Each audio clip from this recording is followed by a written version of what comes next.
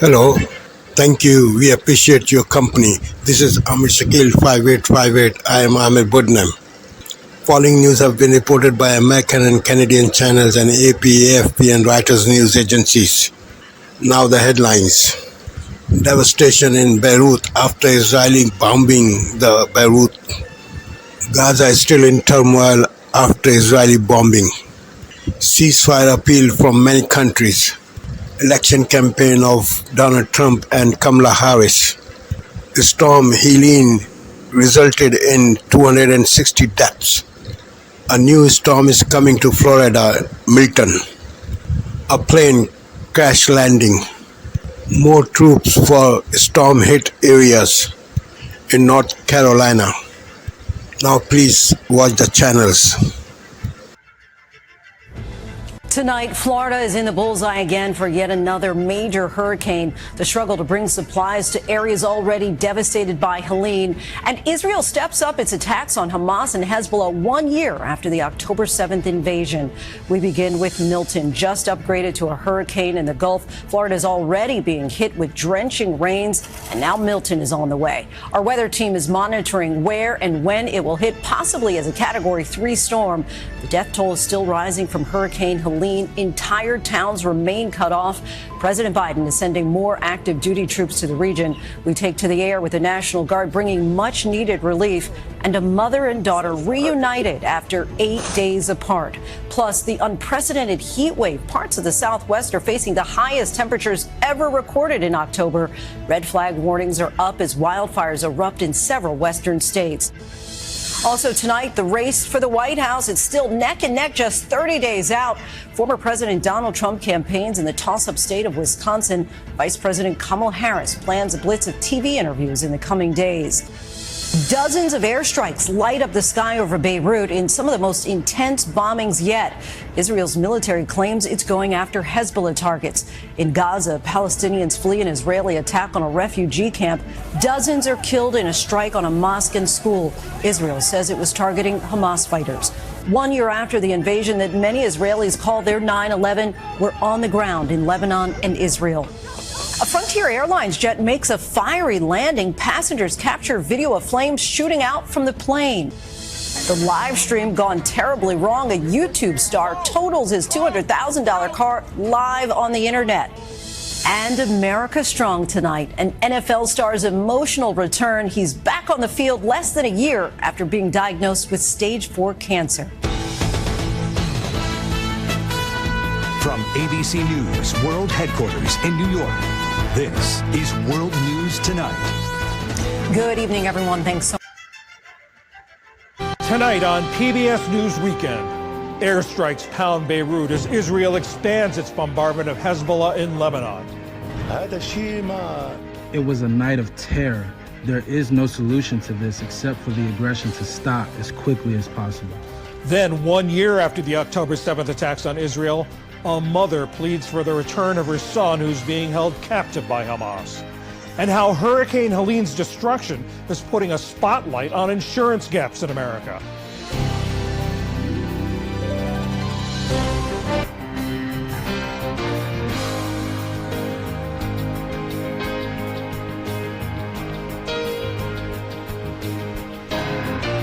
This program was made possible by the Corporation for Public Broadcasting and by contributions to your PBS station from viewers like you. Thank you. Good evening, I'm John Yang. Overnight, Israel carried out the heaviest bombardment of Beirut in its air campaign against Hezbollah. Massive explosions lit up the skies, and plumes of thick smoke covered the city.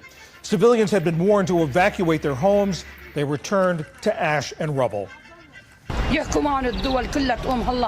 all the countries talk to them and put pressure on them to stop the war and negotiate with each other. Let them deal with it. What is the fault of the people and those children who died? They left us with nothing and we have become nothing. Nearly a quarter of the Lebanese population has been displaced in Beirut and children.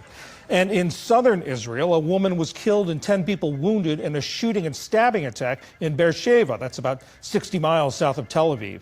It happened at the city's central bus station. Police killed the attacker and said they're treating it as a terror attack. And President Biden ordered 500 more active duty troops to North Carolina to help with cleanup efforts from Hurricane Helene. As the death toll rose to at least 230 people, officials worked through the weekend to recover more bodies. Potentially hundreds are still missing. In hard-hit Asheville, North Carolina, community organizers say they're trying to get much-needed food and drinking water to residents, while also trying to figure out how to get people to the polls on Election Day. Asheville is an especially politically active community under all circumstances. And you see how busy it is now. It's going to be busier on Election Day. Folks are going to get it together and help. This is such an important election. As the recovery from Helene goes on, the Southeast is keeping an anxious eye on the Gulf of Mexico. That's where now Hurricane Milton is rapidly intensifying. It's expected to become a major hurricane by Monday and approach Florida by midweek. Still to come on PBS News Weekend, an Israeli mother pleads for the return of her son being held captive by Hamas, and why insurance gaps can make it harder to recover after natural disasters. This is PBS News Weekend from the David M. Rubenstein studio at WETA in Washington, home of the PBS News Hour, weeknights on PBS. Tonight, another major hurricane heading straight for Florida as the military sends in more troops to help people recover from the last one. Hurricane Milton getting stronger, faster today and taking direct aim at Florida's west coast. Evacuations already ordered, even with debris from Hurricane Helene still not cleaned up. I don't think there's any scenario where we don't have significant impacts. So will this storm hit the same spot? We have the latest track. Plus 500 more troops rushing in to help North Carolina and Tennessee. And a legendary racetrack, now a massive donation center. The very scary moments for this Frontier flight. Fire on the plane. Reports of smoke filling the cockpit. What passengers are telling us about those frightening moments. I look out the window and start seeing smoke coming from the bottom. This is NBC Nightly News with Hallie Jackson. Good evening. We are coming on the air with yet another. Tonight, CBC News travels into Hezbollah territory. Rare access to southern Lebanon. We're being very tightly controlled on the ground here by Hezbollah. Inside, a city damaged and nearly deserted. Shock and horror after a Toronto woman is arrested for 3 murders in 3 days. This is madness. Families of 2 victims police say were killed randomly speak up.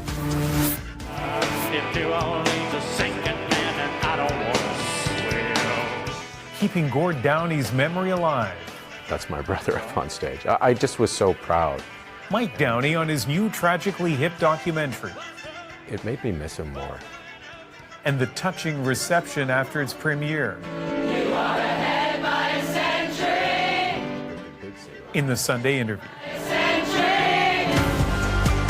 From CBC News, this is The National with Ian Hennemanson.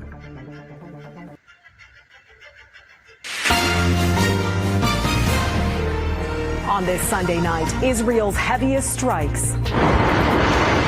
The escalating bombardment in Lebanon's capital.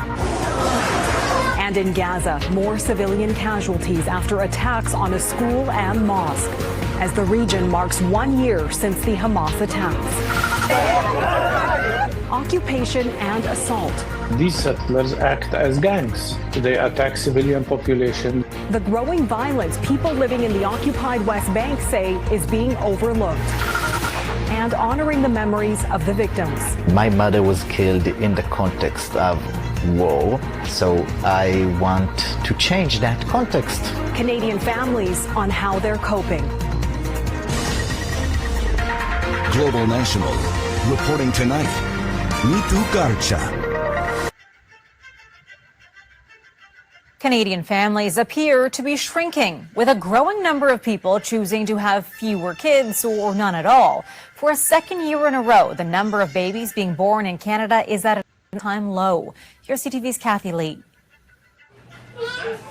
They're cute and cuddly, but the nursery population in Canada is shrinking. New data shows the country's fertility rate has dropped to an average of 1.26 children per woman, a record low, with British Columbia having the nation's lowest fertility rate at 1 child per woman. When we get below 1.3, we may be entering what's called a low fertility trap.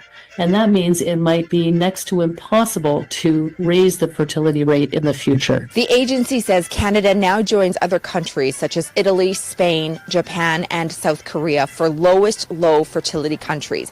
It says the number of births in Canada between 2022 and 2023 was stable, but that the number of women of childbearing age increased, which accounts for the lower fertility rate. Experts say the number has been declining for years for various personal reasons, but also the rising cost of living. That's led to women deciding either not to have children or delaying. We're seeing more women coming to see us later in life than ever before, into their early 40s, mid 40s, even late 40s, hoping to have their first child. StatsCan also reported the rate of premature births in 2023 was 8.3%, the highest recorded in the past 5 decades, saying it could be due to a higher proportion of older mothers as risk of a premature birth increases as the age of the mother increases. I think some people are having to make these choices because of economic reasons, career reasons, societal reasons, social reasons, support reasons. If the fertility rate doesn't improve, there could also be economic consequences, with experts pointing to possible labor. Should Pete Rose be in the Hall of Fame? Mike, you're a man. Yeah. He passed away at the age of 83, one of the game's greatest players, but he was banned from the Hall of Fame for gambling on games during his time as a player and manager. When you compare to the actions of players today, does it really seem like the ban should stay? No, he's dead. Put him in the Hall of Fame. Yeah. I saw him play. I'm old enough, and he and his team. He was 19 years with the Cincinnati Reds. Just an amazing player. A lot of people didn't like him because he was abrasive at times, but a great player. And can I also mention one other thing? Another great sports legend died, Dikembe Mutombo. Oh, yeah. Only 58 years old. Great NBA player. Yeah. Anyway, just thought I'd point that out. He can't be, anyway. Tyrus, do you agree or disagree? I know that you are a stickler for rules. Here's the thing. When he bet on games that he had control over as a manager, but that's when the country's integrity was different. Mm-hmm. So he should not get in based on that. But then now you've had a baseball season where the Houston Astros cheated, my Boston Red Sox cheated, and they ruined careers, and they were suspended for a year. They both cheated the influence of games. I think wearing a headset and ruining a pitcher's career and teams and taking World Series away from the Dodgers and all that, I think that's far worse. But those guys got a slap on the wrist. So, unfortunately, if we were to follow the rules, no, he shouldn't get in. But also, there should be at least 15 guys between the Astros and Red Sox that are banned for life as well. Mm-hmm. So, since they didn't do that, and that's the new baseball league, then, yeah, he 1,000% should be in because you're not holding him to the same standard as you're holding your current ball player. Emily, how can we blame this on Joe Biden?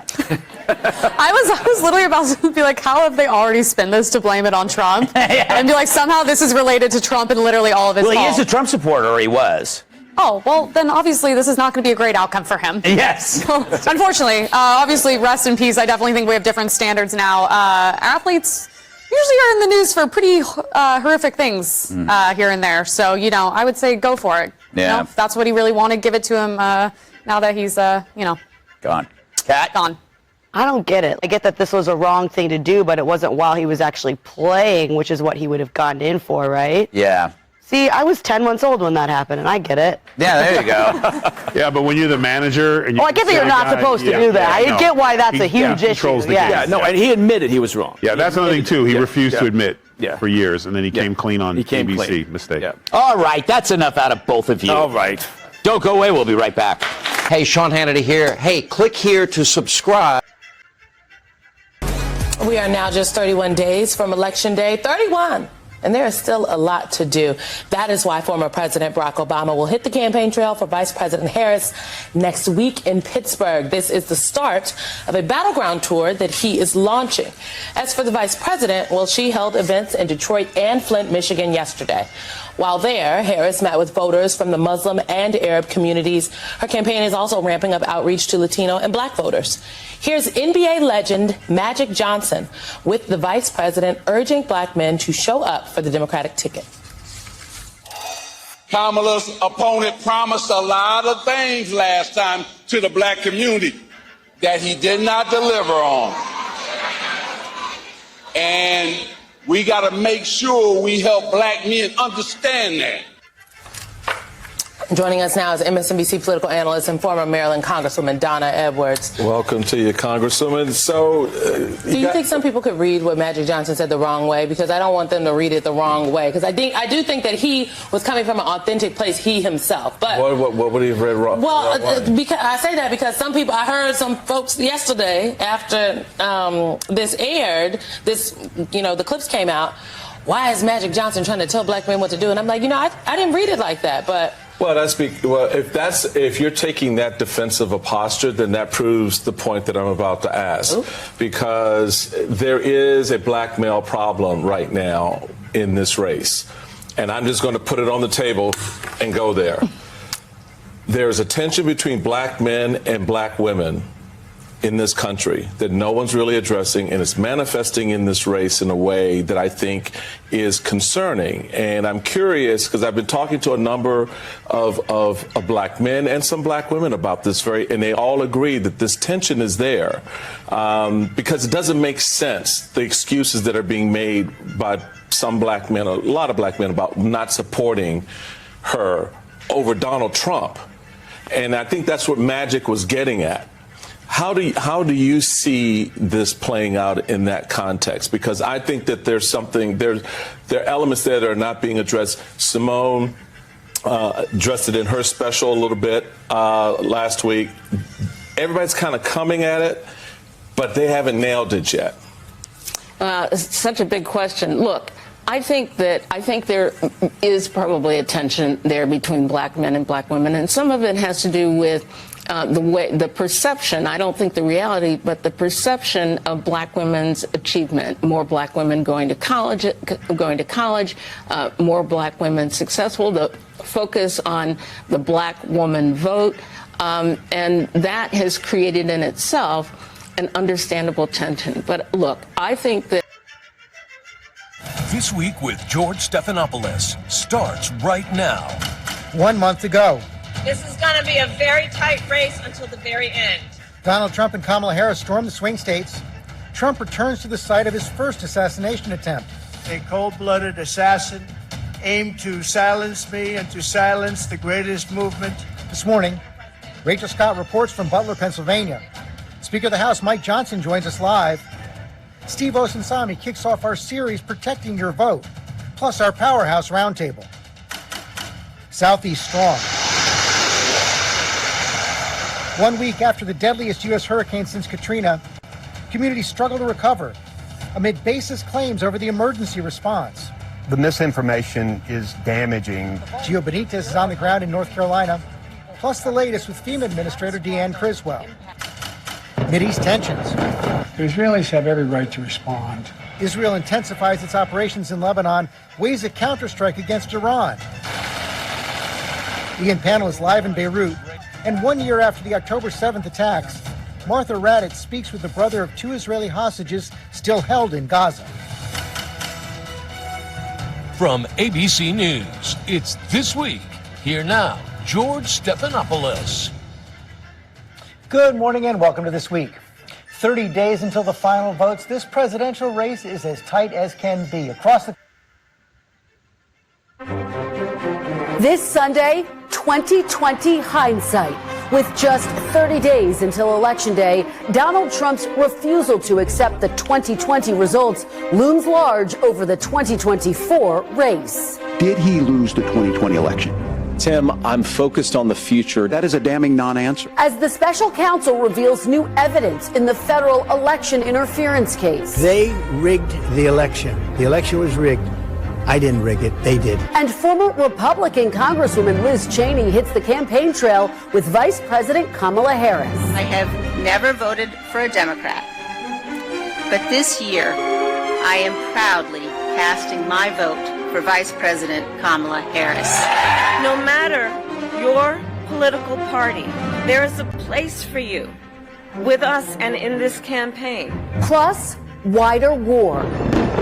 As the Middle East escalates into a regional war, fears grow the conflict is expanding to a new and more dangerous phase. And return visit. Former President Trump returns to the Pennsylvania rally site where he survived an assassination attempt in July. Over the past 8 years, those who want to stop us from achieving this future have slandered me, impeached me, indicted me, tried to throw me off the ballot, and who knows, maybe even tried to kill me. My guest this morning, Republican Senator Tom Cotton of Arkansas and Democratic Congressman Adam Schiff of California. Joining me for insight and analysis are NBC News Chief Washington Correspondent Andrea Mitchell, Amna Nawaz, co-anchor of PBS NewsHour, Mark Short, former Chief of Staff to Vice President Mike Pence, and former White House Press Secretary Jen Psaki. Welcome to Sunday. It's Meet the Press. No one cares. A brand new season of Fisk starts October 20 on ABC TV and ABC iView.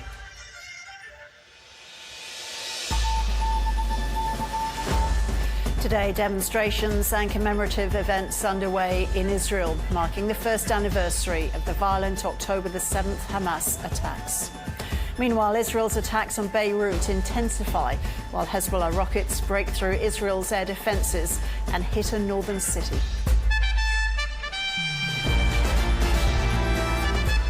Thank you for sparing your precious time.